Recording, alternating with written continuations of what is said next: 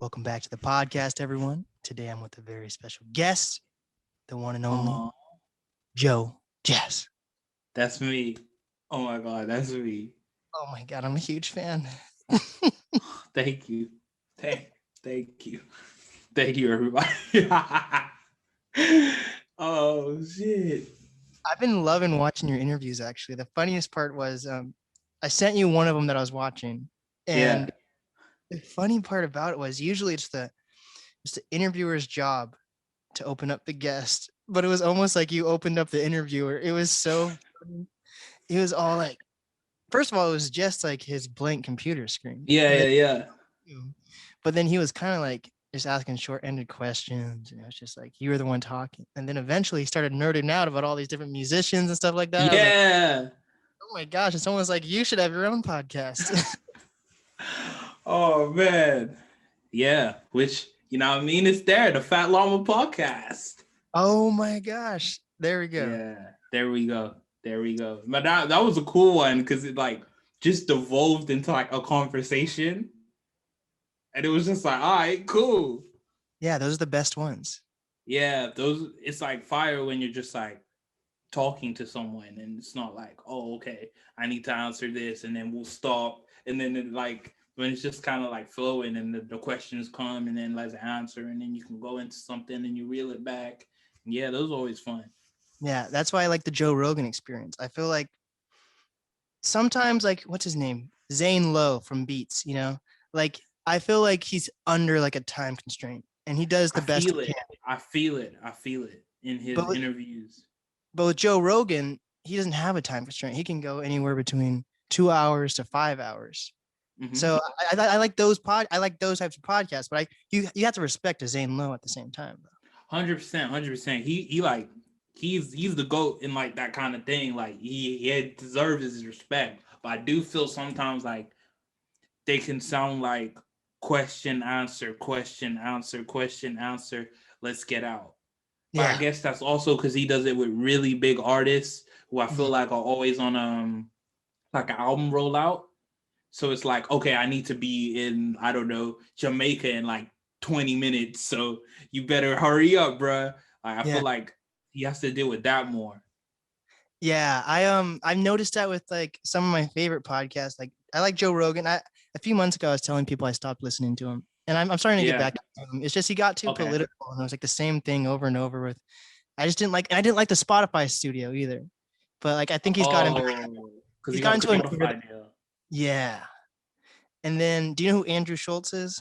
I know Andrew Schultz is from Brilliant Idiots. Yes. Yeah, I love those podcasts, But for some reason I always I feel like when I see, because I'll listen to so many podcasts and then eventually you'll be like, oh wow, this guest was just on Joe Rogan, now he's on Brilliant Idiots. That must have been a coincidence.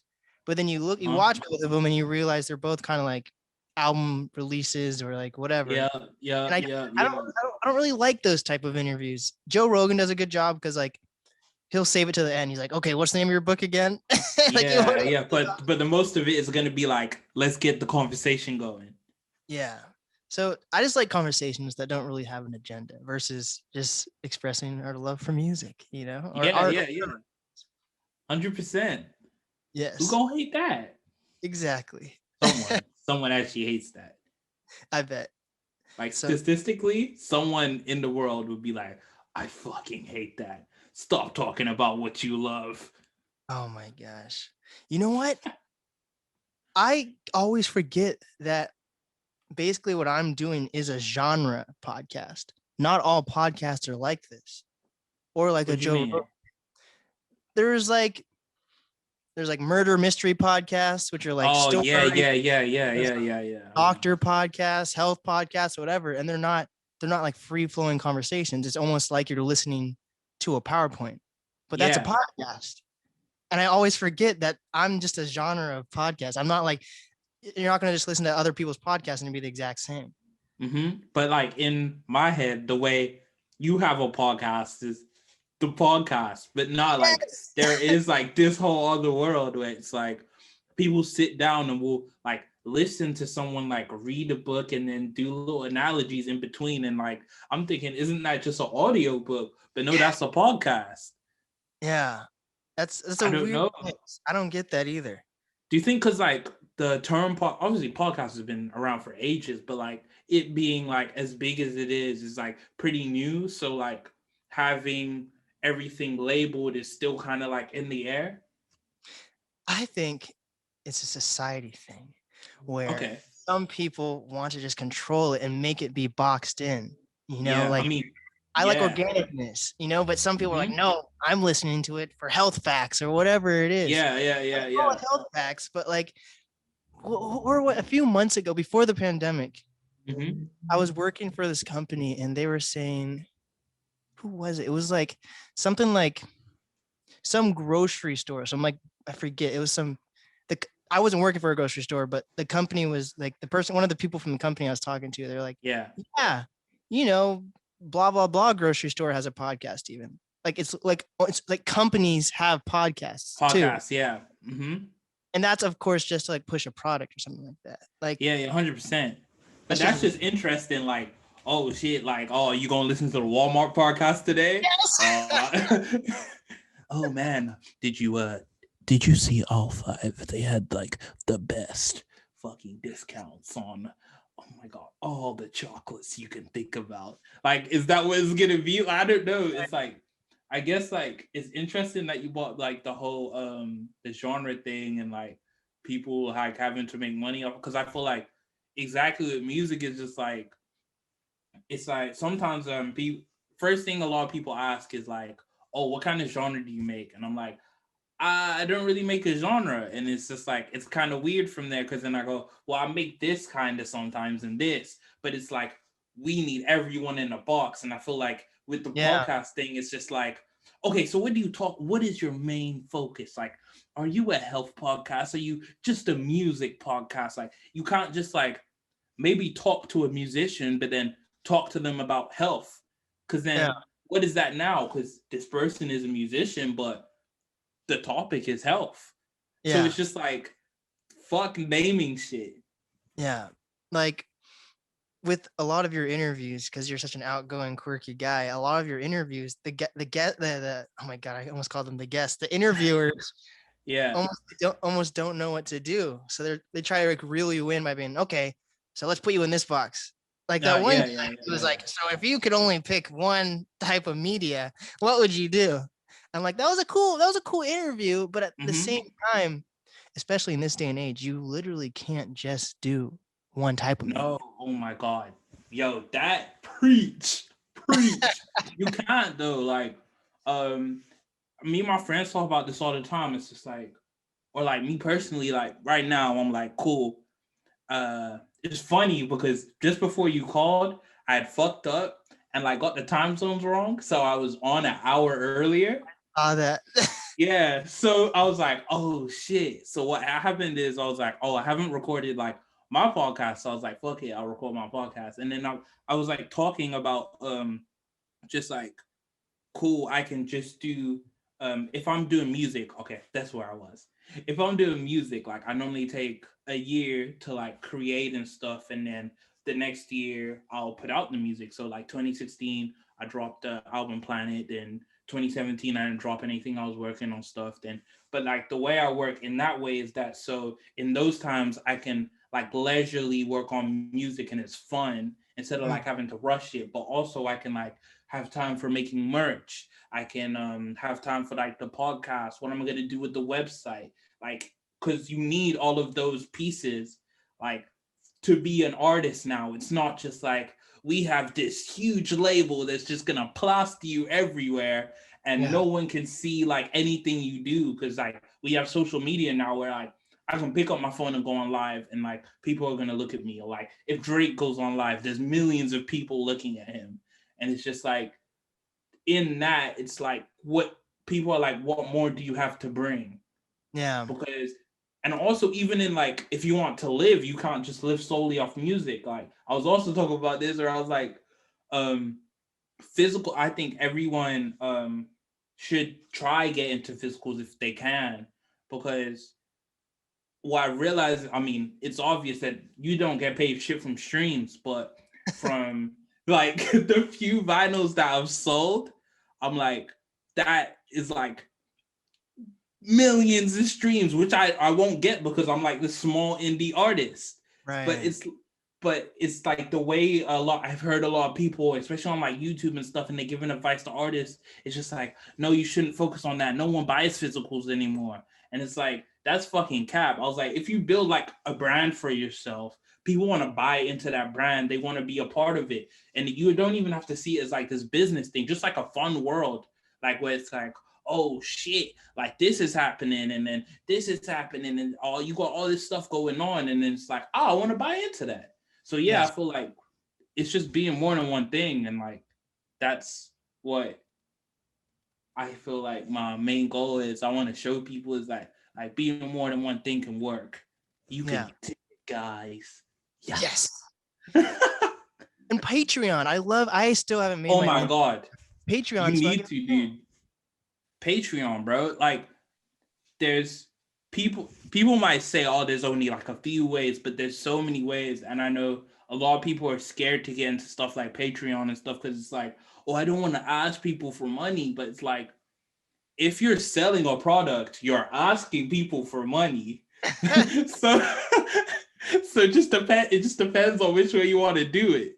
Do you want to do it some cool way where you could be like, well, if you get this, you can see my butthole for 5 seconds, you know? Like something crazy. That sounds like OnlyFans. OnlyFans Patreon coming now. Oh my gosh.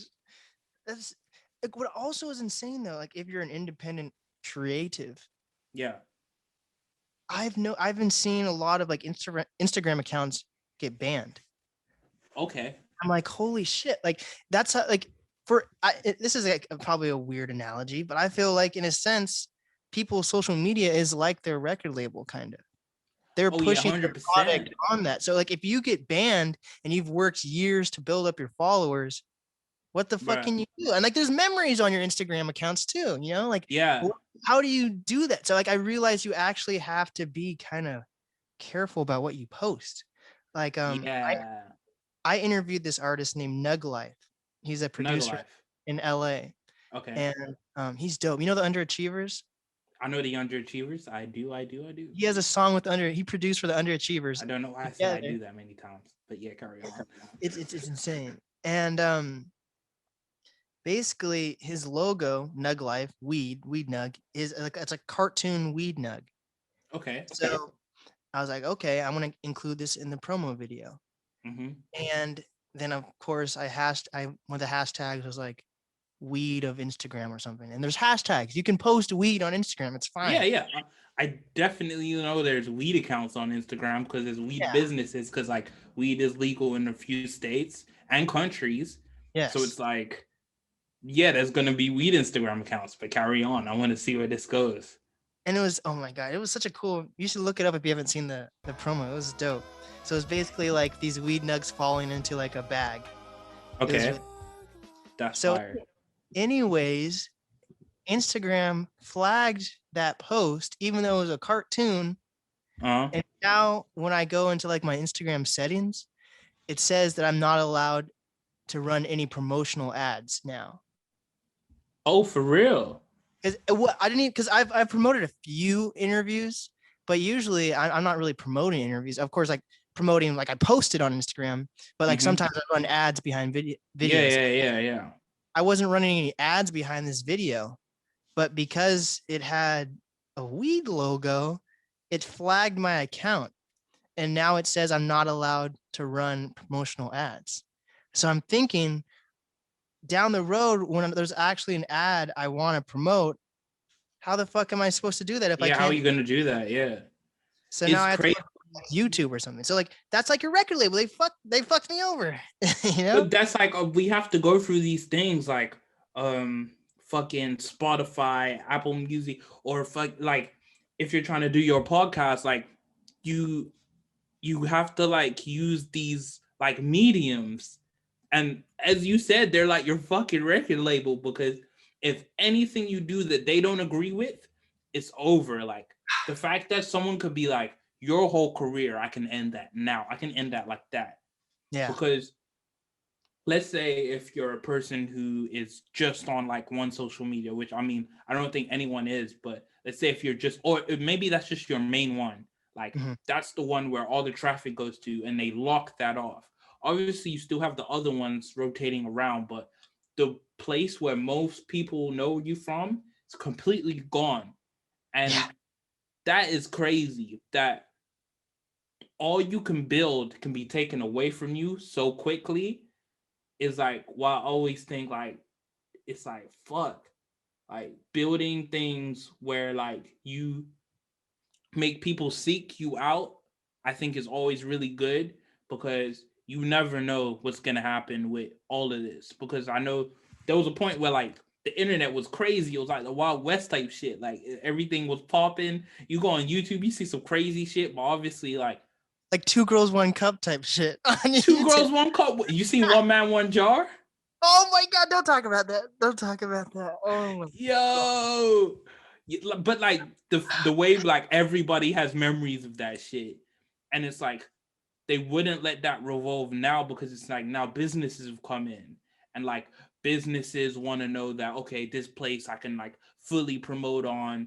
It's not gonna fuck up my SEO. It's not gonna like, they have all their business stuff to think about. Yeah. But then you're going with people who are just creatives, like, and sometimes that doesn't mix and match, and sometimes the creative's business can be way better if it's just straight to consumer. And I feel like Instagram is good for straight to consumer, but it's not, because things like where the algorithm puts you, because it's not just like the first person who's posted, second person, it's like how good the posts are doing or how you're gonna see them.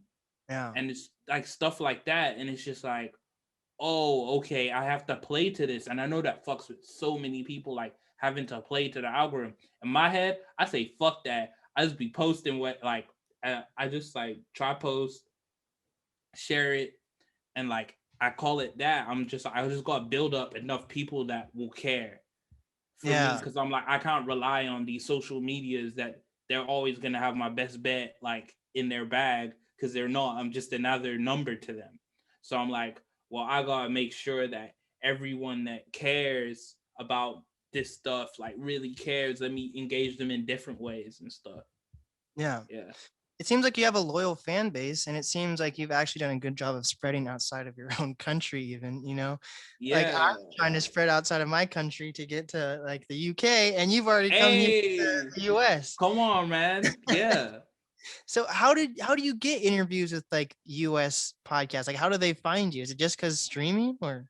Bruh, I'm gonna tell you that every day I go on like I go on like Reddit, and I'm just like, I just search. I'm just searching. I just put out a portion of my day, maybe in the morning, and I just look for like music related things. It be just like people who like music, and just talking to them, like new artists, just listening to them, not even to like collab, just like to listen to their music. Or like if I find something interesting, an artist who paints something, I'll like find their stuff, and I like find that really interesting. Like it's a cool pastime for me. But in that, like putting in that work for it, it's like I find different people. Like I found you, I found all these people, and then through that, other people find you. So then people come up to me like, "Oh, yo, I saw you did this thing with Bali Bomb. So do you want to do it with me?" Like, like I was just like, I have to. It's the way my brain always works. It's like I have to put in the running work before anyone sees me. I can't just be like releasing stuff and be like, "Oh my God, why is no one looking?" I have to put myself out there. So like people, I'm always in the front view of people so they can see me, and then that will get the ball rolling. Like that's what I also did with like shows and stuff. Cause I remember I wish I started shows way earlier, like doing my own shows. Cause when I was like, I think like 16, I was like, oh man, like I wish I could do all these shows. I remember watching all of these like fucking crazy shows, and I was like, how do people do this? And then I think it was around maybe like 17, 18. I'd done this show with Occasion, in like this place. I don't remember the name of the venue, but it's like a venue in London that people really care about. And so I did that, and then I was like, wow, this is what like a show is like. And then I did a show after that, which was fucking shit because um, it wasn't even like, oh, the sound quality was bad. It was that I was booked for a show where one, no one knew my music, which to me doesn't really matter because I'm like, if I perform well, like people are going to like gravitate with it. So it's on me to perform to the best of my ability. But it was the fact that not only was like no one knew who I was, it was an audience that didn't like what I made. And like the host didn't like me or my homie. And so it was just like a trifecta of like terrible shit. So I was like, after that, I thought, fuck it, dude. I'm finding out how to do my own shows. And then since then, like, I was just like, cool, I'm gonna build up and build up and build up. And like, obviously for a while, no one, like, not a lot of people, the first show, actually a lot of people came, but that's because I had done it with a friend who's like really connected with people and stuff.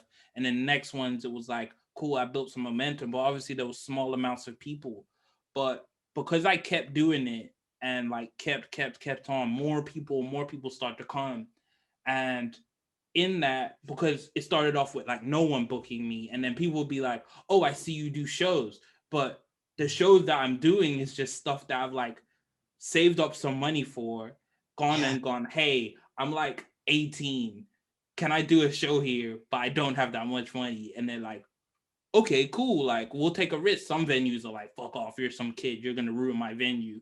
But some people are like willing to take the chance. And like it was from that I like build up so other people would be like, cool. And in that, I in 2018 I started going to other countries like around Europe to like perform, because like people have been like, oh yeah, I've seen you at da, or I just like gone and like applied to a festival and like stuff like that. And I feel like that like built the blocks. And like going all the way back to what I was trying to say is like, it's just like, I feel like no matter what, you have to keep building stuff so that people can see you. And like, then it seems like a lot of people just go, oh, this person's come out of nowhere. But it's like, you have all of this stuff from like years that you've been building. And that's also great because I know a lot of people just like go on my back catalog and just like listen to a bunch of shit, or just watch a bunch of skate videos that I made with my friends ages ago. And it's just like, they get a sense of the person, and then like the world like makes sense to them, and they're like, oh, I can see myself in this, or I can't see myself in this, but I like it. And like, I feel like that building really helps.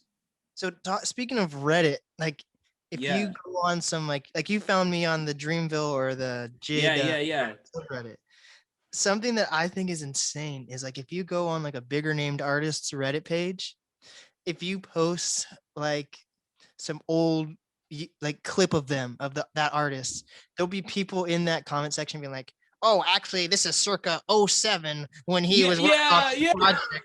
I can tell by his haircut and the sound, the style of music. I'm like, holy shit, how the fuck do you know? How do you know all this bullshit? Yeah. Like, there's some diehard fans out there. Facts. It's facts. And like, when you're a fan of something, I think like that's why Reddit's like a really good place to connect with people, because because like if you're a fan of something and someone else is a fan of something, like you're gonna link somewhere and you're gonna be like, you know what, hey, check this, I don't know if you'll like it. And then like you've kind of made a mutual connection, so it's more than just going, hey, check out this, or look at this picture of JID to a bunch of people, but everybody knows this person, and they're like, oh shit, bro, I remember, like you said, like, no, this is circa 07. Actually, I think it was 06. If you look at the way his shoes are tied, he didn't tie his shoes after that, after September 06. And we didn't have any physical pictures after September 06. So it definitely had to be 07, my good sir. And you know, that's got like 500 upvotes. And like, that is hilarious. I love Reddit. Yeah, man, Reddit's crazy, man. Fucking shout out Reddit. But yeah, speaking of when you were talking about throwing your own events and stuff. Yeah. There's this band that I've had on the podcast, and we're about to release a new episode. Called the Okay. Martial Law Band. And one of the things I talked to them about was how they were saying like no one would book them. So what they did was they would dead ass throw their own festivals. Yeah. Oh, okay. Sell out their own festivals to the point that concert venues would have to see them, you know? And then at that point, because they've gotten to the point where they can throw their own festivals, then they're like, oh, do we actually even want to work with this concert venue?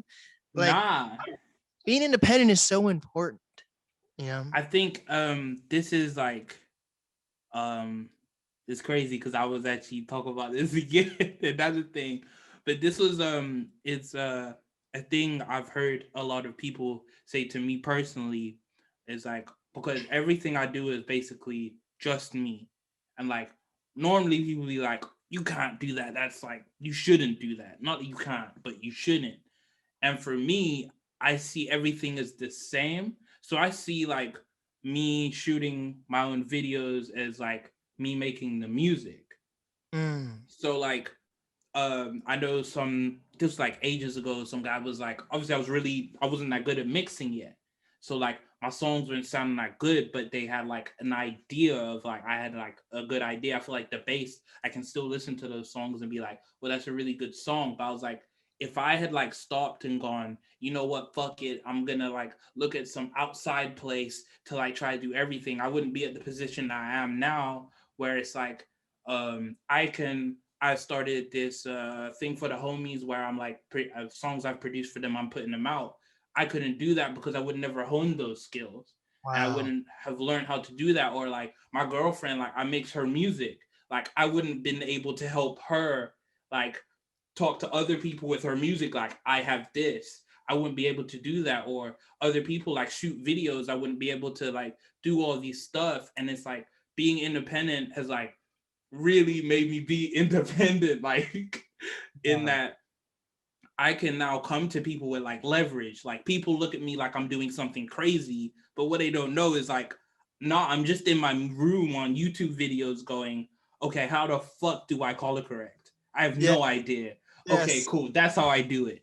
How do I get this software to work? I don't know. I'm not like some genius. And I feel like that's what I really want to show people, is that you can do these things. Like you don't have to be like I don't think I'm like the craziest talented person. I think I'm talented in things, but like in some things it's just like I've learned like a camera. I've just learned how to use a camera and I know what I want visually.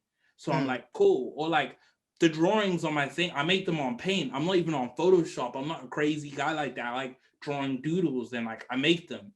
But now it seems like this like legit, which it is a legit thing, but it seems like the way you would see like companies and stuff, like people approach me like, oh, how do I do this, that? I'm like, bro, YouTube, man. Like YouTube, the internet is your friend. Like this is how it's gonna help you. And like just the independence of it all is just like, now you can come, when you step out, you seem I don't know, you seem like more than if it's like you keep. I feel like there's a place where you can be where it's like you start off and you could just keep working and you get to somewhere. Or you can start off and you're like, I don't know what to do. Because in that, I'm gonna go on a different tangent right now. No worries, man. I remember like always seeing like so I was saying like YouTube is your friend. I remember always seeing like tutorial videos of how to do stuff and shit, and I'd never follow them to the T. Because I thought, if I follow this to the T, I'm just going to produce whatever this person makes. And I'm not trying to do that. And I feel like that's how you start getting into type beats. I love a lot of type beats. Sometimes I throw them on with my friends and we freestyle and doing dumb shit. And some of them are really hard and become like really hit songs and shit. But for me, it's just like, I say that I got really good at the trash that I made. So I make really good trash right now. Because at the start, everything I made sucked, but it had no direction. I had influences of people I liked and artists that I liked, but I didn't know what this plugin did. So I like learned my own way. And in that, I got better in my own way. But in that, I felt like because it started as trash, I perfected my trash that it looks so good. So I'm like, now, like when if I'm like presenting like my new music to someone, I'm like, I'm holding the golden turd. Look at my golden turd. And it's like, that's how I feel about it. Like I don't feel like the whole trash thing. I don't even see it as like the word trash. I'm like, it's just like not what people would expect. Like you don't have to always be. What was I talking about? I think I was talking about professionalism. Like some people will be like, this doesn't sound professional, but I was like, professional is really intertwined with good, and sometimes professional isn't always good. Like something professional can be really cool, but is it good to the ears? Does it sound cool in this context? Because I'm like, yeah, I'm like, if you have like a noise band or something and they're making some crazy stuff and we're like, we're gonna mix this like Justin Bieber, that song will sound shit. Cause like, why is it so squeaky clean? I can't hear any of the distortion. But then if you go ahead and like put that with the Justin Bieber song, it's not gonna work. So like everything has its place. And I feel like because the way the ecosystem is in music is like everyone wants to rise up to the label, and the label has a standard of like sounds and things. So you rise up to that and you go, well, I need to be in this tube now, or I need to be crazy famous. And it's like, no, you really don't. Like you can do whatever you do and people will appreciate it. But like, I guess it even goes back to Instagram and stuff. Like people love that gratification shit. And that when you see other people with like millions of followers, you're like, okay, to be a popping artist, I need to be the next Drake. But you don't really need to be. There's like niggas like Lucky and shit, or like Earl, or like just people who are just doing their thing and they're making a great income and they're making music. They're doing what they want to, but it's not real. And they don't have the box on them that, okay, the next single has to be a hit. The next one doesn't have to be a hit. I could be spitting on the floor, record it, and rap over that and like put it out. And that could be like, people love that. It's like a cult, like fucking massive bonanza. I can't wait to hear him play Spit on the Floor. You know, like, yeah. Do you know who Armand Hammer is? Armand Hammer. No, I know that's the baking powder. Oh my gosh. Yeah, that is true. That's funny. So the Alchemist. Yeah. He just released I like collabs with artists and stuff. He just released this collaborative project, produced a project for this very like gritty underground hip hop group duo called Armand Hammer. Yeah. And their name does sound familiar though. They're what's a good example? They're even more gritty than Griselda. Okay. They're very, very gritty. And you just brought up Earl, and I was like, what the fuck has Earl been up to? Yeah. And he is featured on one of their songs. I'm like, holy shit. He'll pop up once in a while. Yeah. Yeah. Like, but he gets to do what he wants to, like, in life. Now, there isn't no, hey, we need a record by you or you're out. Like how we were saying, like Instagram is the record label. I feel like you get to a point where I feel like you need the system a bit. Like right now, I'd say I need the system a bit, but as a tool rather than like aspiration. And then once you used it to like how you need to, without like folding from yourself too much, you can completely leave it. And I feel like that's like the goal, kind of. Yeah. What I think is crazy is all of like Wolfgang, like everyone from that is still popping in some way or another. Like you don't really see that with any hip hop group or collective. Like how the fuck does that happen? It's crazy. And I think it's like, we got to shout out the internet for that. Cause it's like, I could be in this corner of the internet and no one could ever see me. No one knows what I'm doing, but I'm popping. I'm going crazy. And it's like, that is amazing. Like right now, this is just straight internet. Me and you talking. Like, it's straight just the internet. And like how I've met most of the people, or I've shared most of my music to people, is like straight through the internet. Because there was a point where I felt like I was releasing in circles. Like I was releasing to the same people, and I was like, I need to find how to push it to more people. And what I do every time I release a music video is I actually go on Omegle and I like type in artists that I'm like, oh, they're similar. People who would like fuck with this artist would fuck with me. And then I just talk with the person. I have a conversation. I'm like, hey, do you want to check out this music video I made? And normally, because we've had a conversation or whatever, it's like, cool. Like, they're like, cool. And then I play the music. They play the music video on their side and they say whatever. Sometimes they're like, oh, this is cool. Sometimes I didn't like it. Sometimes they're like, nigger. Sometimes you get down on like, Omegle. Jerking off on camera, you know? Yeah, someone's jerking off. Like someone's pretending to be a girl and then they go, haha, I got you. And then like, you know, just stuff like that. And then it's just like some people go, you know what? Fuck, let me follow you on Spotify. Let me follow you on Instagram.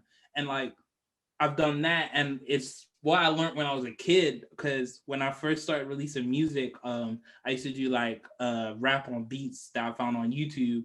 Or not even found on YouTube. There'll be like popular beats. I remember the first one I did was over Young Money, Roger That. Ooh. And so I like freestyle to that. And like I go around my area with like headphones and be like, hey, do you want to check out my song? And I would stop people, not even to sell the song or anything, just for them to listen to it and be like, what do you think? You should have put that on like, camera. That would have been like a good YouTube video. Yeah. I should have started recording that, but I was on like some really shit phone, but not even on a shit phone that would have been fire. But yeah, like that's what I used to do. And I was like, how do I implement that, but worldwide? And I was like, the internet and Omegle is just complete strangers. And like, they will give you the most honest critique as well, because there is nothing in it for them not to be nice. Right. Or to be nice, should I say. Like, the person could just say fuck off and cancel and never see you again. Wow. So like if someone like completely random is just being like, you know what, this is pretty cool. I know, well, I guess what I'm making is pretty cool. And it's just like, I just build up stuff like that. Or even with the shows, like giving random flyers to people. Like I always at shows, I never want to make myself seem like a diva or some shit. Like, oh, I put on this show so no one could. I want to talk to everyone because I'm like, no one had to be here. Right. Like, all I did was give you a flyer. You could have thrown this in the bin. You could have chucked it away. You could have ate it for lunch. But you thought, you know what? Fuck it. I'm actually pull through. And that's like you as a human being coming here. And you can never show how grateful you are to a person. Or when like currently, like I sold out all the vinyls I bought. I didn't think I was going to do that. I bought them because I thought vinyls are really, really cool.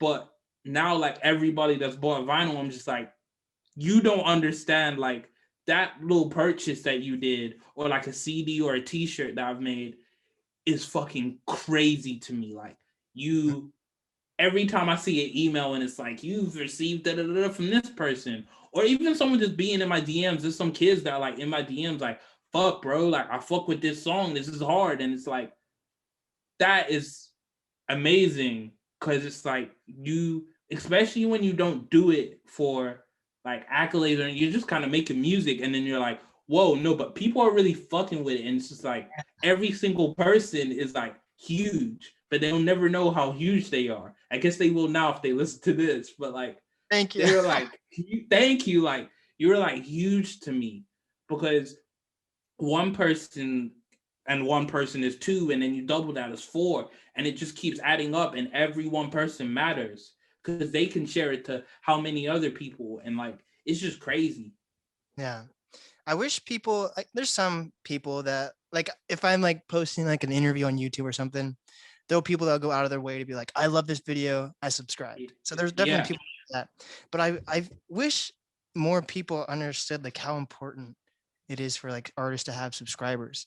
And just because you subscribe to someone on Spotify, YouTube even, that doesn't mean you actually get to see their music. Like, it doesn't get pushed out to you nonstop. You get all the notifications off. Like I was looking at who I'm subscribed to on like just my normal YouTube channel. Yeah. I'm like, holy shit, I don't even remember subscribing to any of these people, because you don't get the content isn't pushed to you, but that follow is very important to them versus like social media. I guess some people are more like, oh, I need to make sure my follower to following ratio is evened out and everything like that. But like on streaming services, you can completely forget you're subscribed to someone, but that means the world to me or you or artists. 100%. Like every time I see like, oh, like a Spotify follower go up, I'm like, fuck, someone. I actually just think of the thought of someone going, well, I'm gonna click follow, and like just going about their day. Like they might never check out any of my shit ever again, but they thought, you know what, this is cool to even just like, if it does appear, I'll check it. Wow. Like that's amazing. Yeah. So when you say you do all these things, merch, media can be, video, music, or whatever. Media is just a general term. But when you do all this, some people would say, like you said, don't do it. But I'm guessing you enjoy it. Yeah, I guess that's the thing. It's like, I would say don't do it if it's fucking gonna tear your life apart. Please don't. Like, I'm not saying you have to do this. You shouldn't rely. No, like, please. I know some people around me where it's like, that's just a bit too intense for them. But for me as a person, it's like how I operate. It's like amazing to me. Like having an idea, I go, okay, cool. I'm going to think of this project. I'm going to think of the promo video. I'm going to think of the artwork. And like, I get really excited and I'm like, fuck, I'm going to make this. Or like coming up with the drums. But as soon as I come up with the drums, like there's some idea for the video, or sometimes I might make a song. Like I made E30 and then I just made the sweatshirt, and it's just like, everything isn't separate from me. It's like all one thing. So I guess that even goes back to like, while like music and genre and stuff, I'm like, my genre is like, it expands outside of music. Like it affects everything that I do. So whatever sound I make could affect how, obviously it affects how the video would come, but that might affect how I do an event. It might affect how like what color pieces I make in that area because of what I'm listening to. And it's just stuff like I love. Like I'm the type of person, if I like see something that I think is really cool, I'm gonna try to do it. So like I love cartoons. Like mostly what I watch is fucking cartoons all the time. Yes. And I thought, fuck it, I'm gonna make a cartoon. And I did. And the cartoon is just like some 2D thing on paint that's like inspired by like South Park and stuff.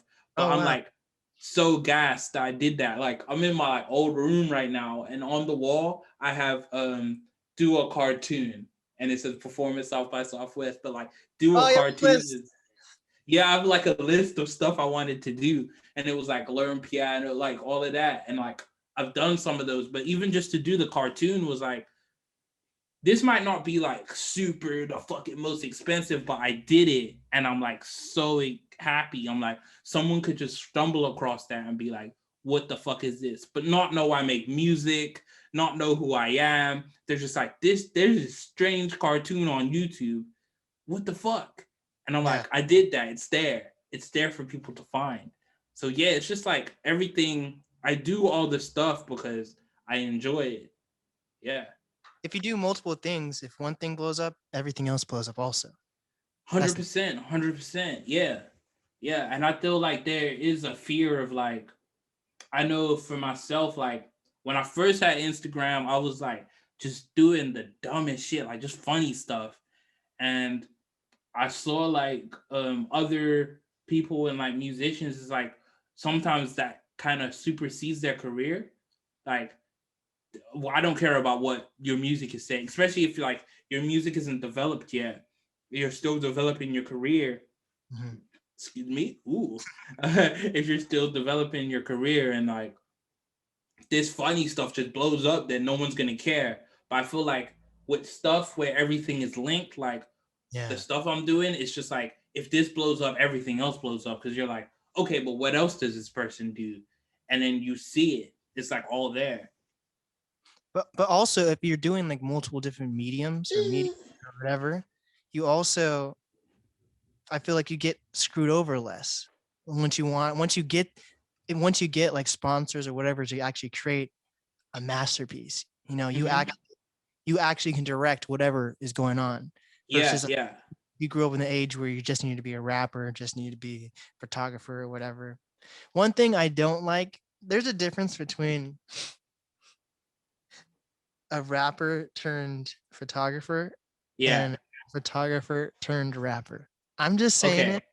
Like, I know a lot of photographers or videographers that surround themselves with artists, right?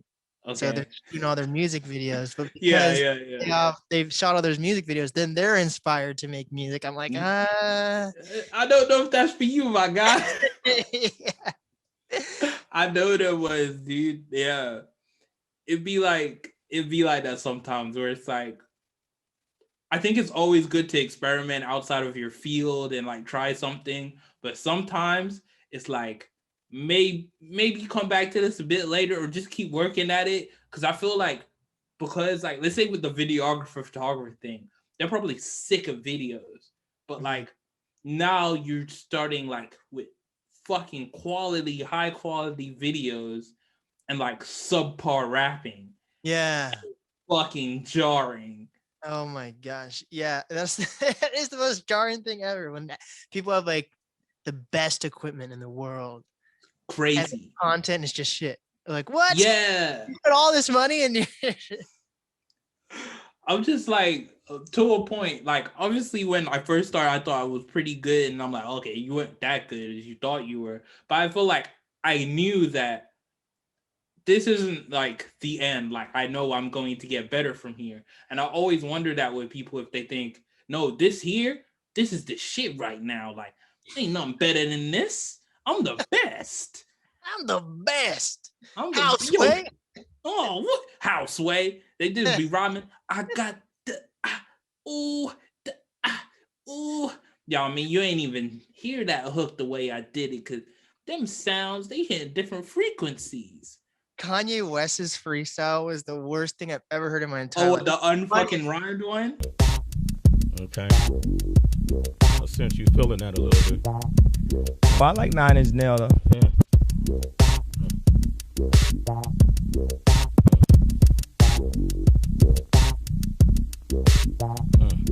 So what you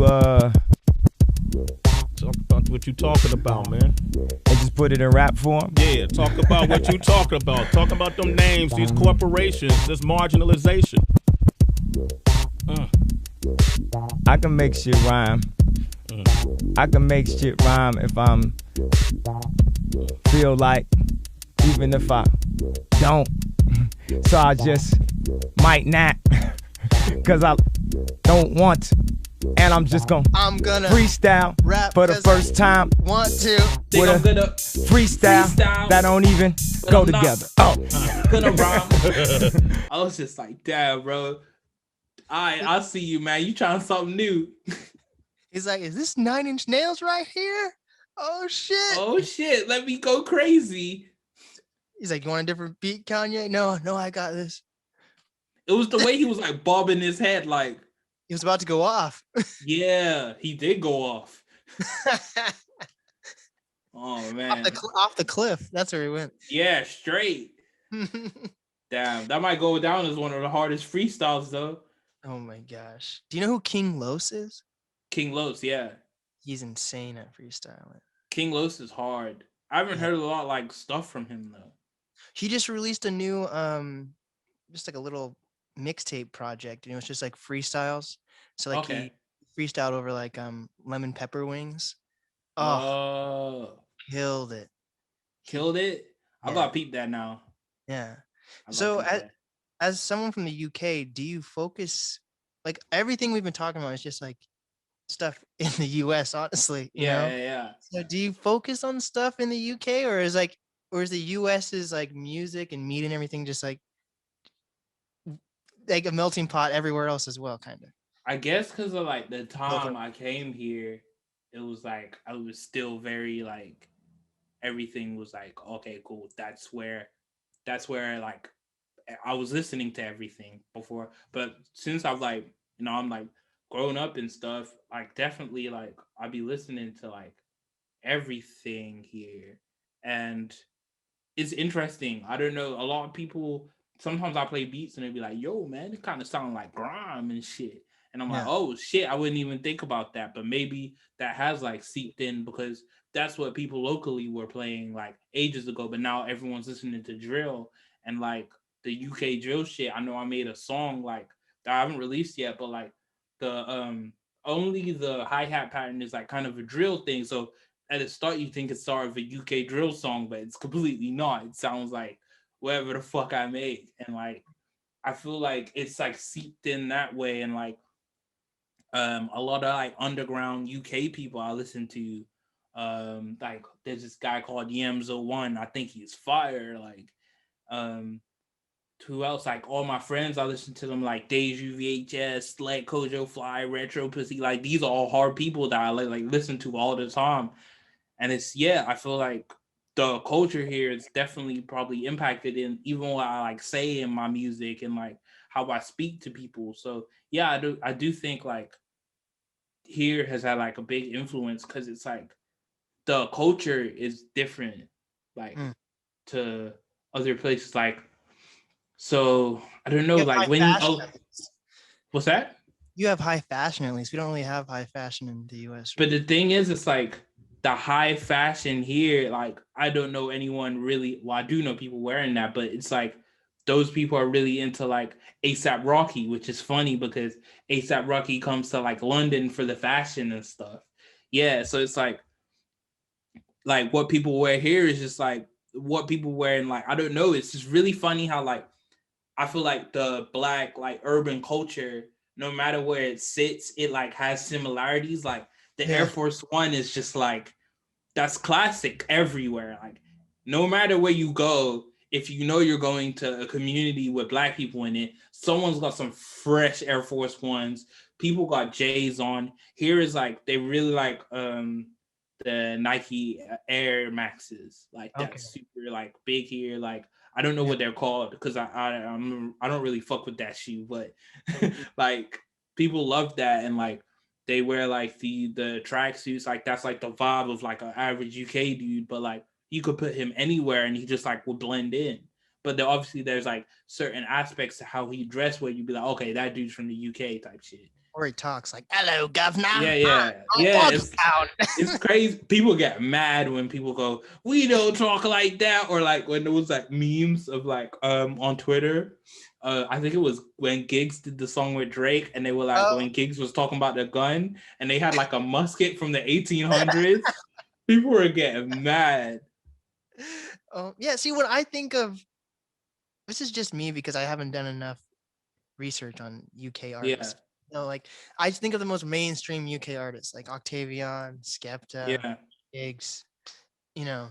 But I'm guessing you guys just have a huge as of industry as the US does. It's just it's basically it's like the America is like just way bigger and like obviously has had like a huge impact on pop culture. But obviously like UK is really small. So like obviously they did like fuck around and like colonize the fucking world. I don't know how the fuck they did that, but they went and did that. But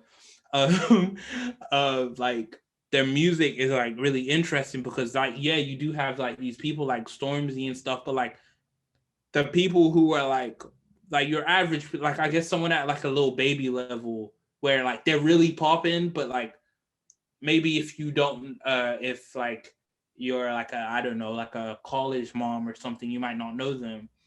It's like you have like did you say a college? I said a college mom. I mean like a soccer mom. A college mom. That's just some girl who's in college who has a baby. No, already. A college mom will definitely know who Lil Baby is. 100%. She probably got the baby to the fucking Lil Baby. That's what she was fucking to. But, yes. But yeah, like there's like artists like that where it's like outside of the UK you might not really know them, but like here they're really popping. And I feel like that's like UK drill right now and like Afro beats, those are like what's really popping here. And they have they're like really dominant. And it's funny because like no matter me on a personal one, it's like I remember like going to radio stations. They were like, "Oh man, we can't play this. Sounds like the American stuff." And like, oh and, shit, yeah, there was like one or two, and it was just like, "Oh, cool." And it's like, then if it wasn't that was like only like two people, like 1-2 people who said that. But then it's like, because even if I was in America, I'm making weird music, but here I'm making weird music where it's like they have a set thing, and I'm making weird music from another place, kind of, well, from the internet, to be honest. And now it's like, oh snap, I have to find like-minded people, which there are, which I have found.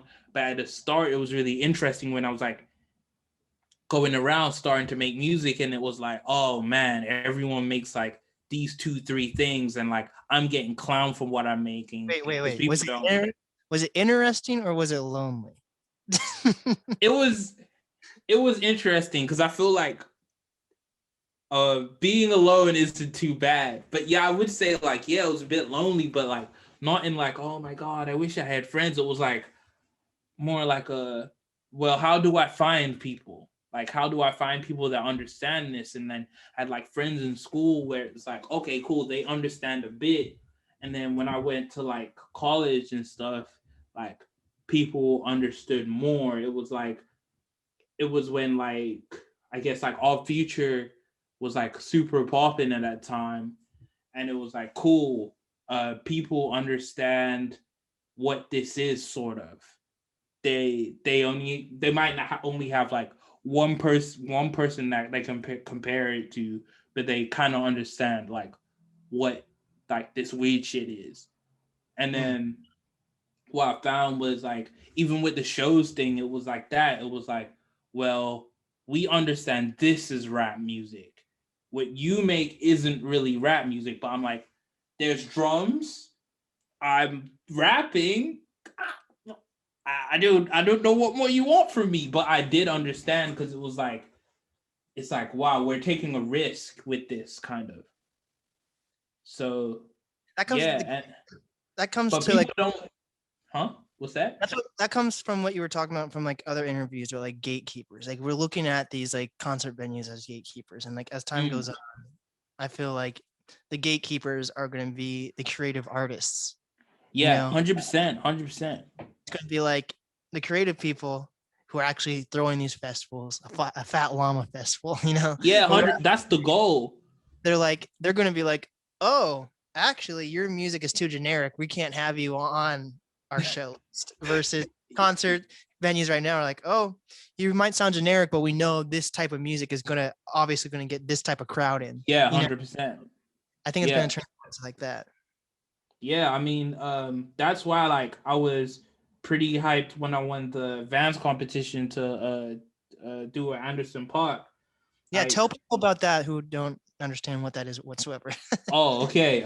Yeah, so I applied for this competition that I saw in my email on the Vans sent. I was on their newsletter because I want to see like new shoes and shit. And then I thought, fuck. And also because of House of Vans, they have them like everywhere in the world. I think not everywhere, but most places. And there's always like cool shows and stuff. And I guess the origin story of this was the first one that they did. It was to perform with Schoolboy Q, and I applied for that. And I didn't get that one, but me and my friend, and then I didn't get the tickets either. But my friend Caius, he got the tickets, and it was like someone I knew who actually won. His name's like Tay Made. He makes cool music, and I was like, fuck, that's actually hard that I knew someone that won. So obviously time went past, still working on what I'm doing, and I see it again. And I'm like, oh, this time to perform with Anderson Paak, like, okay, that's pretty hard. So I'm like, cool, fuck it. Like for me, I'm like, I don't really get bummed if I don't win shit, because I don't base like my life on like other people's like view. But I'm like, if someone does fuck with it, bro, I'm down. Like I'm down to apply for everything. So I applied, just let it loose. And then I remember just getting an email like, oh shit, you're one of the 5 finalists out of like 40K people. And I was like, oh shit. I was dumb hype. And then like the finals things came about where everyone did their song and then the judges had to rate it, which was funny because I thought I wasn't gonna win. I had a feeling I was gonna win because I was like, I know like with Vans, they're more elite. They want like more weirder shit, kind of like they're more down to do that kind of thing where like they'll have someone who's like pretty alternative or something. But I'd like they basically the video that they have, you do like a few takes for it because they couldn't. It was supposed to be a live video, but because of coronavirus, they couldn't have it live. So they did a few takes or whatever of me doing the song. Wait, so would you have been there in person with Anderson Paak if there wasn't COVID? Yeah, I would have been there in person. Yeah, that would have been hard. So yeah, like they did a few takes or whatever, and then there was some takes I fucked up, but there was some takes that were really clean. So I was like, okay, yeah, whatever, they're gonna pick the best. Then I remember the video came out, and the video has like who's won or whatever. So I watched the video of me performing, and I was like, they put the bit where I fucked up. And I was like pissed. I was like, oh my God, this is why I like to like do my stuff, bro. Like I should have been like checking the camera or something. But then like I found out, then they called me and was like, it was like the way they picked up, it was like, hey, this is Joe? I'm like, yeah, it is. Hi, this is blah blah blah from Vans. I was like, oh hey. We're really appreciative of you like doing the competition. And I'm like, oh shit, I fucking lost. Cause you know when they start with a nice shit and then they just tell you like, oh yeah, we appreciate what you've done. We hope you had a good time doing it. I was like, whatever. And then there was a silence and she was like, you've won. JoeJas, and then all the rest of everyone else got second place. Round stitching on the street and the kicks looking beat when the grip is the beat. I'm round, thinking about nothing. Round, thinking about nothing. And I was like, oh shit, I won the whole shit. So I was gassed. I was like, fuck, I'm litty. And then like, I was just like, fuck, like something like that is super sick because it means that you people can see someone like me making like super weird shit, and I ain't even gonna make what I make specifically, but be like, well, if he can do that and like get there, that means I can do that and get there. It doesn't even have to be music. It could be anything like podcasting. It could be like kicking a ball. It could be playing basketball, like anything you do. And I feel like that was always hard, that like, oh, cool, I got like picked from like all of this work I put in and stuff. But yeah, with that, I'm kind of bummed because like, I don't know if that show is going to happen with Anderson Paak.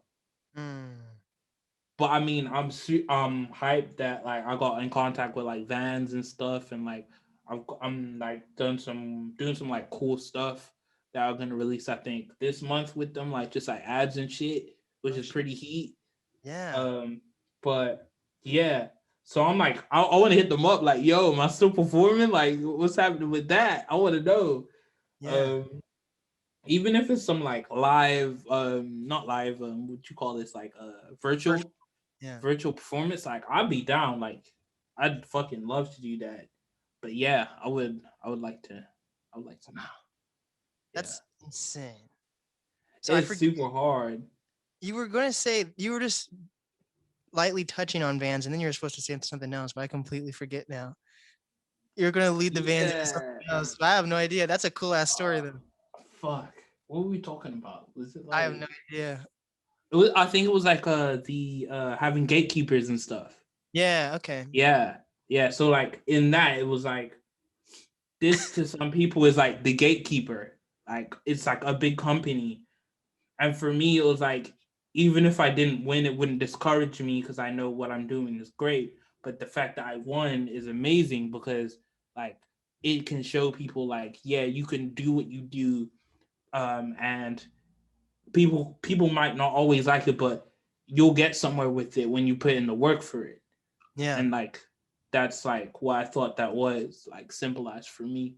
And I always thought that, it's funny because I remember posting it And like all these people, like people would never comment on my shit. But like, oh my God, amazing. And I appreciated it because it's like, well, like maybe you thought it was hard, but like some of it I was like, you're probably just like, because I mean, a lot of it is like, oh, okay, it's like outside acceptance, like someone outside of what I do or who I am has accepted me, or outside of like, or in this space where it's like, these are the people who are like the gatekeepers, and if they accept you, you have my praise. And it was like, I'm not gonna get too gassed over that. Like, I'm really appreciative of people like being like, sick, yeah, that's fire. But I gotta know that, or what let me know is that I know that as soon as I post what let me get there, like my music and my art and stuff, not all of those people are gonna be there. They're only gonna be there for like the next achievement I have. So all I can do is just like keep door just opened. All I can do is just keep doing what I do and make sure that I never stop.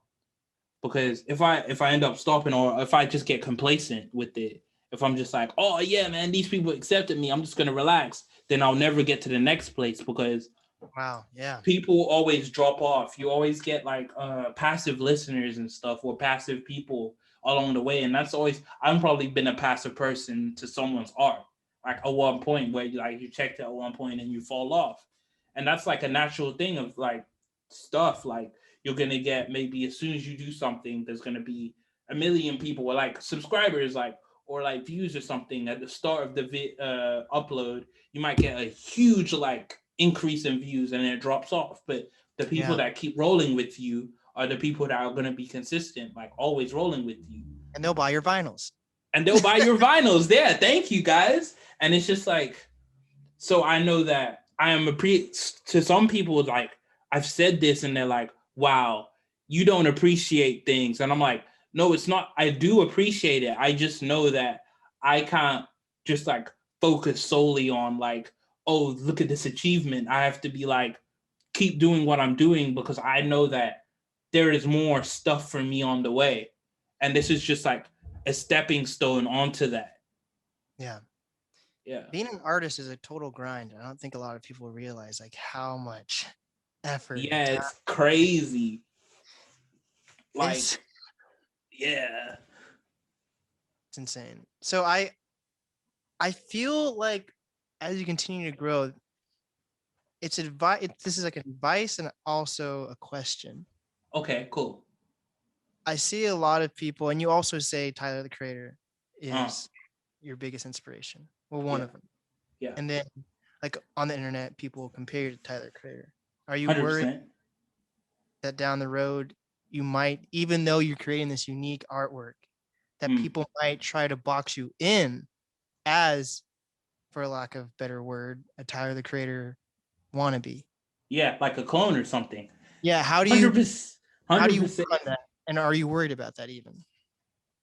I'm super happy you asked that question, because like it's like really, it's something that I've thought about, because obviously it's like something that someone's gonna bring up, especially if you see me, like I got the bright colors, like the music's kind of weird, and obviously there is an inspiration from him, but I also do like other stuff, and I do make other stuff, and like what I rap about isn't like what he rap, like there's like differences. But like what I said earlier, when Tyler came in and then people understood what I did, like as a thing, and I skate as well, like things like that.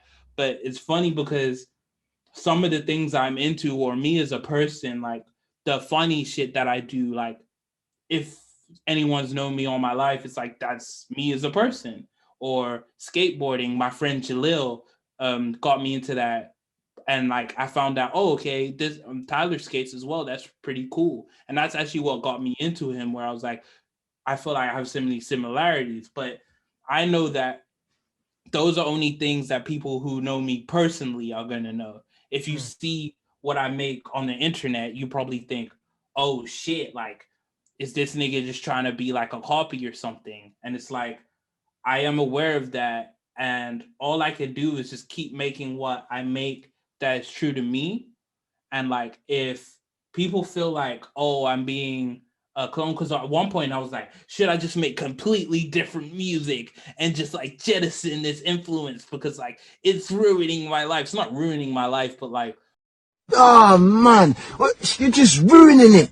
Look at my lips, you're ruining it. It's like a constant comparison. And I thought, no, because who am I making music for at the end of the day? Like, I'm making music for me and for like people who like it. And I'm like, well, if people like want to be like, oh fuck, he's want to be they can, because I'm not in there for like people's approval. I'm not in it for people's approval. So like, if that's how someone feels, they can feel like that, because I'm not like going out my way to do this. And I thought, if I'm changing the way I do things because of that, that means it's not genuine. It's not how I genuinely want to evolve. I know that everything I make is from what I think and like what I do, and it's influenced about things around me. And definitely Tyler is like a huge influence because of like his DIY aesthetic and how like he made all Future. I know I like watch fucking I think they're like a pop-up videos that they do where they were like going. Have you seen DJ Spank Daddy? DJ Spank Daddy. That's Tyler the Creator as an interviewer. Like he's interviewed people. Like he had like a radio show where he interviewed like on Gulf Media stuff like that. Yeah, it was dope. Yeah. I saw the ASAP interview. I saw the Vince interview. Yeah. Cool. He's done everything. Yeah, basically, and it's just like it's kind of like there's a South Park episode where it was like every joke they had tried, Simpson had already done it. So it was like, what do? Do you just quit and just say, let the Simpsons be the Simpsons? Or do you keep doing what you're doing and find your own way in it? And it's just like, for me, it's like, I'm just doing what I feel is natural, and that's my own way. I know that people will compare me because like in that field, there's not much to compare to. Like if I was a trap rapper making any like kind of like basically like a basic thing, I'm sounding like probably like millions of, there's like actual artists, like hundreds of artists that are really popular that you could give me like direct links to. But because there's so many people, you see, which is funny, you see more of an individual.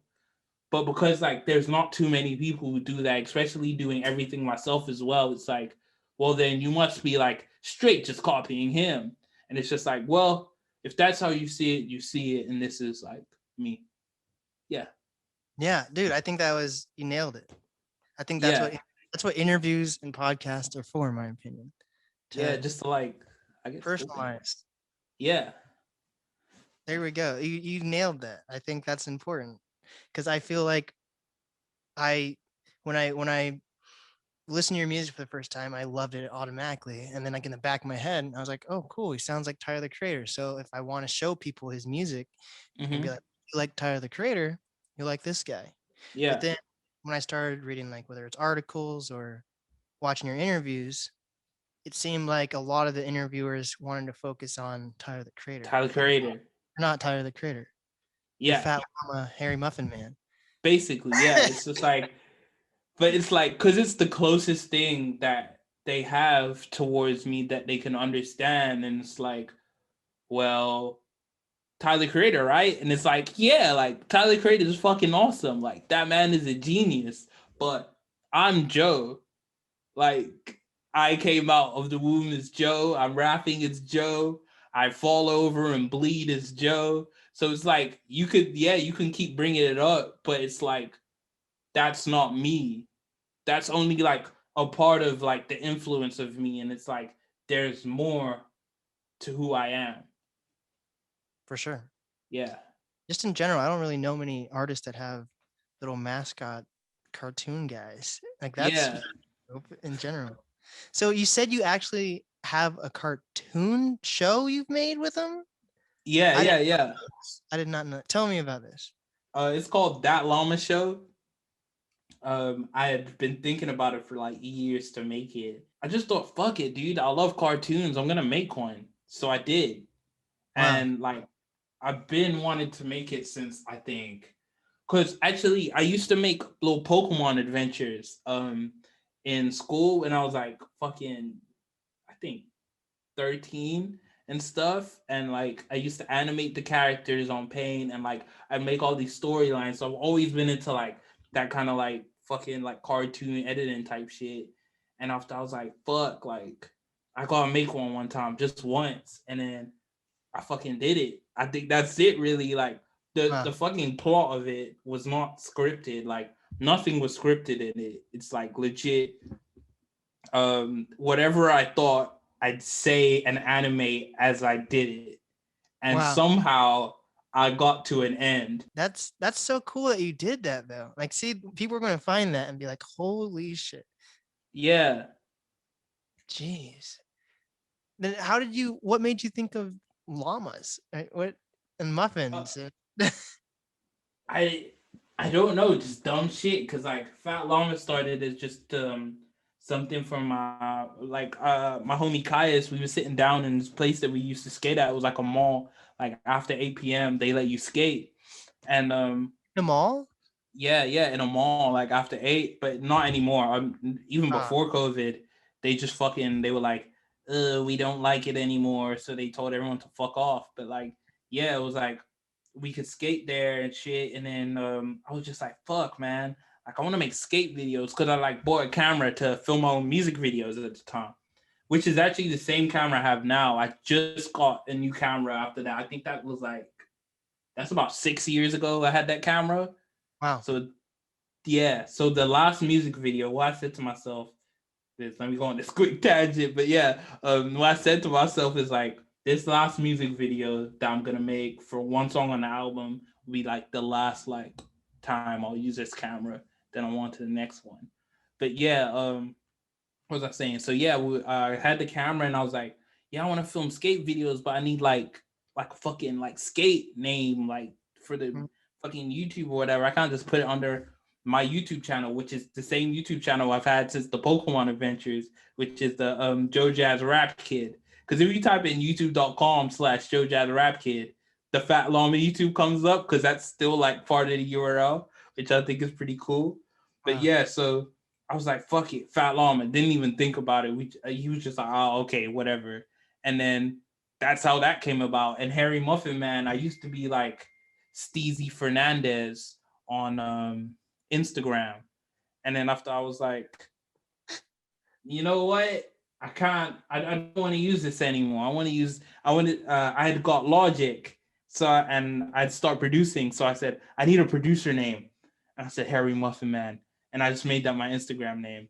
That's funny. So that's how they came about. And then every other character is just like part of it. Like Sally, I wanted to get like a girl in the video, but I was like, fuck, man, that's so long. So I said, fuck it, I'm gonna get a blow up doll. Is that a sex doll? Yeah, it's a sex doll, but it has no holes in it because it was like the cheapest one I could get.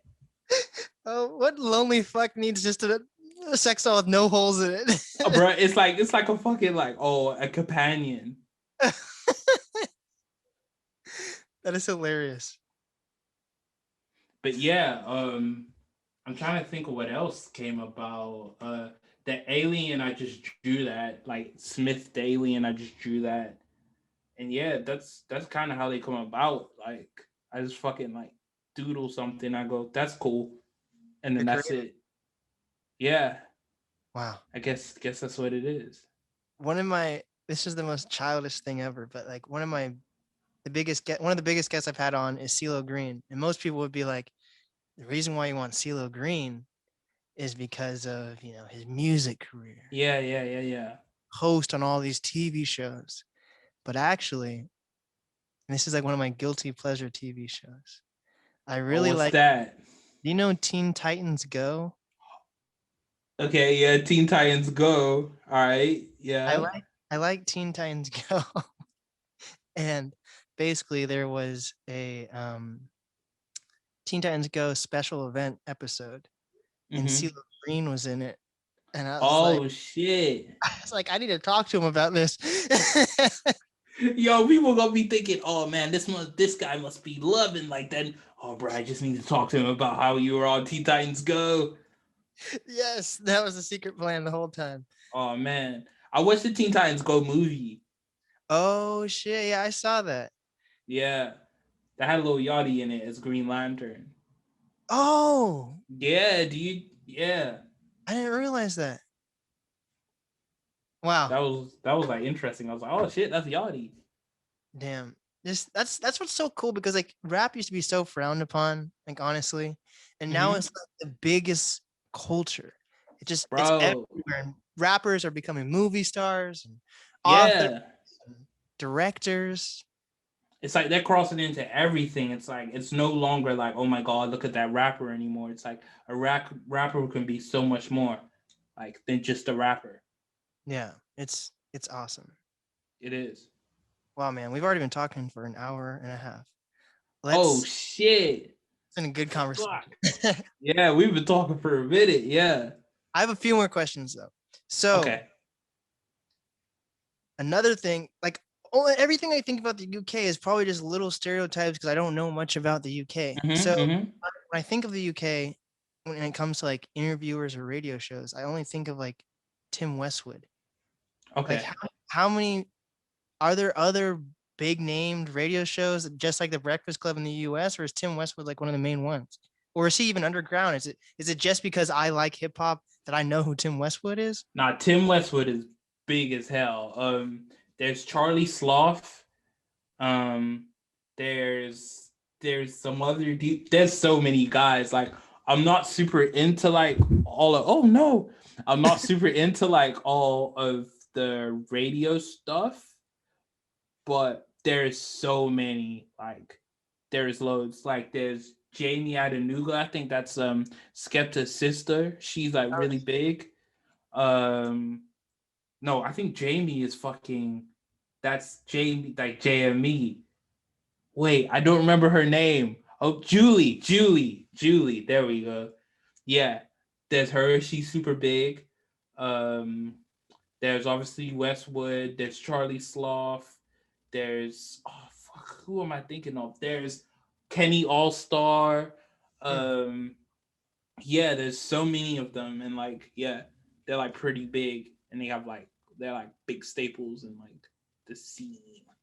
So what is the stereotype for how UK artists think the way to blow up is? Do they think it's important to get on these radio shows like Tim Westwood? Do they think it's important to get featured on some US single by like Drake or something? Or like what in like the most boxed in point of view do UK artists think this is how I want to make it? I think it depends on the artist, to be honest. Like I feel like there's different ways. I know there's like artists who make more of an American sound that'll be like, okay, I need to get the single with Drake to like get out of here and then like cross over. I know there's a lot of people want to cross over, but I know since like drill and stuff has been popular, it's like kind of been like we're keeping like we don't need America for this. Like we are gonna do what we need to do, and like those people will go on. There's this thing called like Link Up TV and Grind Daily, where like they upload music videos for artists, and they're like a lot of drill, Afro beats, like the popping sounds in the UK, and like a lot of people get uploaded there, and hopefully they try to blow up off there because like that channel has like millions of views. Wasn't Drake on that? And then that guy Drake was on that. And he was doing all the explosion effects. Like, that's Charlie Sloth. That's Charlie Sloth. Yeah. But he was also on Link Up TV. He did like a little freestyle. Yeah, like, Link Up or something like that. Yeah. But like basically, that's another way of. And then some people are like the radio route. People want to go through that, but those, I guess, the Link Up TV is like the most, like if you're talking about like an average like rap artist, like it's like I keep hitting the mic. If you're talking about like the average rap artist, like you're probably gonna see them on Link Up TV and stuff, or like Grind Daily and shit like that. Wow. And what are your goals? What do you think? Are you just continuing on this path, or is there something that you might not tell people, but you think that if I get this, I know if I get this opportunity, I could go to the next level? fuck. I don't know if there's like an exact opportunity where it's like, I know I'll get to the next level. I think for me, it's just continuing to build up. I feel like every time I've had like an album cycle type shit, like it's improved for me, like the opportunities I've got. So like with the first one, it was more like, okay, I'm out here and people are like starting to give shows and stuff. And then the second one, I got to like go out to a different country and like spread out like that. And like with this one, I got to win the Vans competition. So I feel like even like the views I get and like how many people like are engaged with goes up every time. So I feel like every release I'm just getting closer. So I don't know what I need, like exactly. I can know what I need. Like I need people to listen. That's really for me all I need is like just more people to listen. But I feel like with every release I keep rising. So I'm like, for me, I feel like the next release is like it. That's how I feel. I feel like when I release whatever I'm releasing next, the next album, the way I've like positioned myself on where I am, I feel like I might not like break out, but I'll be in a position where when I do shows, I know like things will be selling out. Like I feel like that's where the next year is heading for me. Yeah. For sure. Good explanation. Yeah. Well, JoeJas, what is some advice that you have for up and coming artists, creators, influencers? Don't piss yourself. Don't piss yourself? Don't piss yourself, bro. That will trickle down your leg and go into your shoe. And that's fucking, and then you get the wet, soggy soul. Oh my God. Nah, but for real, I would say fucking just like do what you feel is right. That's it. Like, do what you feel is right. Do what you think sounds right. Don't fucking like base things off what other people are gonna say, because those other people don't care as much as you think they care. Just like do what you need to do. Like talk to the right people. Yeah, man, just fucking enjoy yourself as well. Like, yeah, and put in the time that you need to. Know that if you're doing some bullshit, like if you're spending all your money on like weed and shit and you're like, oh my God, I have no time to make music, it's like, well, you know what you're doing, my guy. Like, yeah. You know, or if like, you know, you're just fucking playing games all day on your fucking like PS5 or PS4, like, you know that you're just playing games all day. Like, you know why shit ain't happening, like stuff like that. But yeah, at the end of it, just have fun and create whatever the fuck you want to create. Hell yeah. And what is the easiest way for people to reach you? If you want to reach me, fucking send me a pigeon mail. What's the easiest way? I'm on Twitter. I'm on Omegle. Shit, you just have to find me when I drop the next video. Just know I'm about on Omegle for 30 days. Yeah, how you gonna find me? Twitter, J0E JoeJas, just with a 0, because someone has that. But I can't contact them, and they have like 0 followers. I'm like, oh fuck. But yeah, Twitter, JoeJas, Instagram, Harry Muffin Man. Go to the website. You could subscribe on the website and fucking like get newsletters and shit about like cool shit. London's hopefully opening up fucking at the end of June, so I've already booked a show for July 3rd. So if anyone's in London or coming to London, July 3rd, I'm doing a show then. I'm trying to do every year, I fucking do like an anniversary for the album. So I'm trying to do that for Four Wing Island. So hopefully like shit stays open and COVID don't come back around. I mean, COVID still ain't going nowhere, but like hopefully it doesn't get super worse and we're in fucking lockdown 100. So yeah, I'm trying to do that. Where else can you reach me? Yeah, I think that's where YouTube, just type in Fat Llama, JoeJas, I'll come up. Yeah, man. Fucking it's been amazing, Blake. There we go, bruh. There we go, dude. And this is the NAST Podcast with the one and only. The one and only JoeJas and Blake. and playing, yeah, with the Beats headphones and the Shure mic and the Mickey Mouse in the background. Yeah, there we go. Oh, there we go, man. Just a little taste of what I could get. Big ups. This is Link Up TV.